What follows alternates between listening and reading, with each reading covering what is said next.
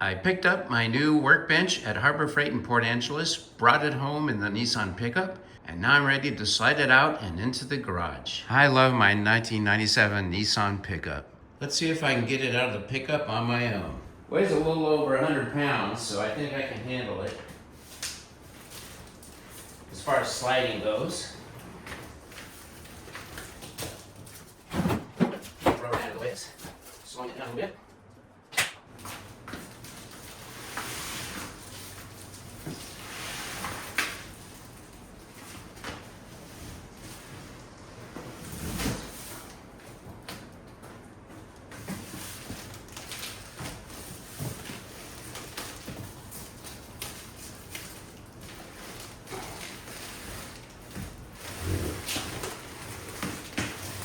Down she goes. No problem, except it's on my foot. There we go. $159.99. Solid wood. Now that's what I call a good deal. You cannot even buy the lumber at that price.